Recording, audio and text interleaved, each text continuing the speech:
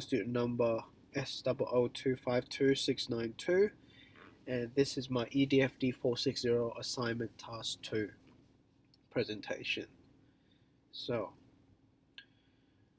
let's start off with asking ourselves, what is imagination? What is creativity? What is innovation?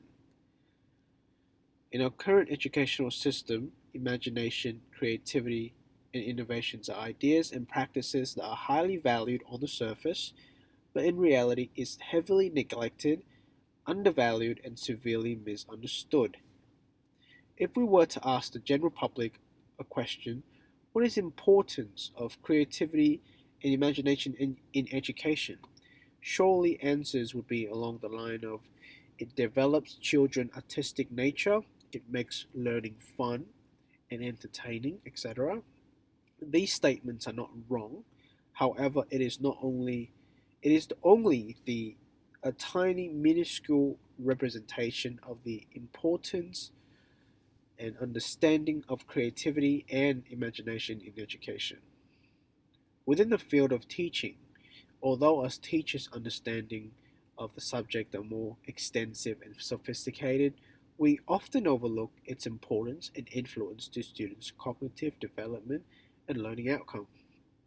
Consequentially, within our classroom, teaching for creativity is quite minimal and arguably non existent in many subjects of the curriculum, such as STEMS units, so maths and science, and humanity units, geography and history. Therefore, in this presentation, it is important that we revisit and restructure our understanding of imagination and creativity so that we can apply them in our teaching practices. Using the mind map as a guide, I will define these concepts, explain the importance and urgency of integrating creativity in education with the support of scientific literature. Furthermore, this video will touch on the effective and applicable strategies that will hopefully inspire you to restructure your teaching approach in a more creative student-centered way.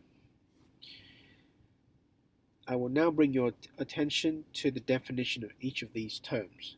So, once again, imagination, creativity, and innovation. Although these words seem to be interchangeable at face values, according to a study published by Eric Liu and colleagues 2009, each word represents a different phase or stage of the creative continuum. Here, imagination is the process of producing original and valuable information as the result of active thinking.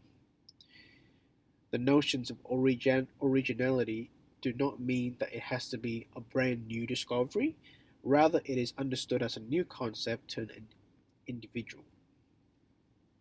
For example, in art, the process of conceptualization where students is thinking in their head or out before they do something is a stage where imagination might occur. Creativity is a subsequent actions fueled by these new and original thoughts. It can be understood as applied imagination. Following the previous example, the process of experimentation guided by these ideas is the best representation of this concept. Here, the students would be applying what she or he felt suitable onto the paper or activity. Now, if the outcome of this process is deemed successful and meaningful to the student, so for example, the painting technique is as effective as expected, then this is innovation. Therefore, innovation can be defined as a successful outcome of this creative action. Cooperatively, these three events, although they are separated, form the foundation of our thinking process and dictate how we express ourselves, our understanding, and productivity to each others. Therefore, to effectively monitor and assess students' achievement level against the curriculum outcomes, we must allow and promote creative thinking, learning habits so that students can truly express themselves to their full potential. Although there are extensive evidence that strongly emphasize the importance of creative education, very little adoption of these researches were made onto the mainstream schooling system. Let's take a look at the teaching of mathematics as a prime example of this statement. While the field of mathematics is full of originality, defiance, and transformative ideas, its current teaching approach throughout secondary and tertiary education, by stark contrast, is associated with conformity, rigidity, and mediocrity. Students all throughout kindergarten and year 12 are taught to familiarize themselves with the same example of math concepts. Then, followed by a specific solution method to obtain an answer. So, for example, over here, we can see that the format of this textbook first shows the reader a typical example of the question followed by the detailed solution. Then, the student's construction of this new knowledge will occur through repetitive autopilot practice. This systemic reinforcement of thinking inside the box is the reason of students' disengagement and why negative connotations surrounding this subject exist. Moreover, what is more concerning is that mathematics, not just in New South Wales but around the world, are taught in this traditional one-dimensional format. As the result, students' numeracy development and achievement are constantly under scrutiny in many developed nations.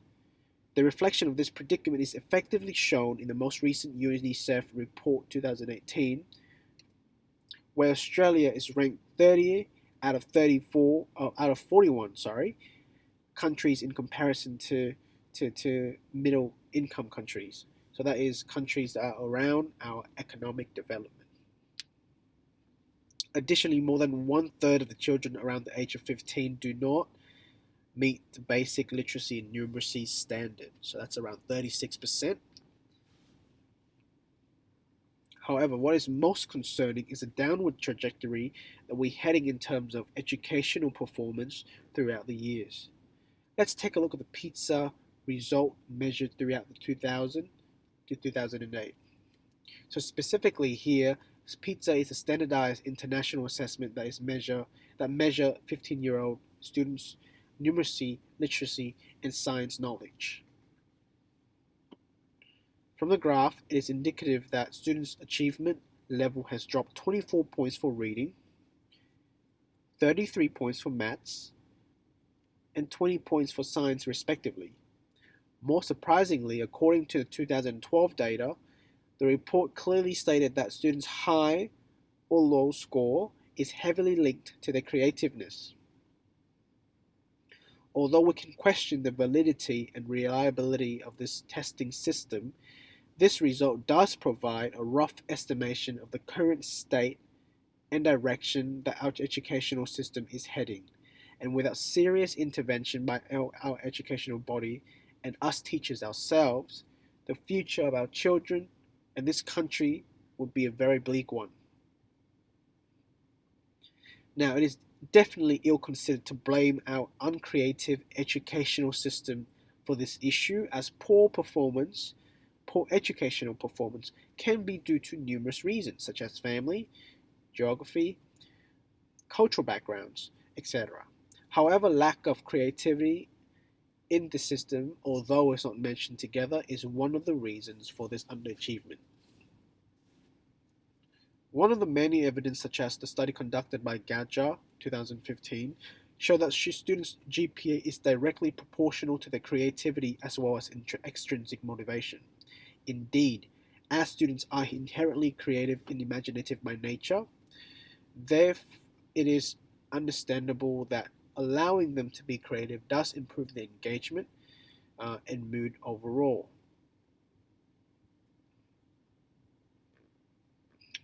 Right. Now, next, so what can we do?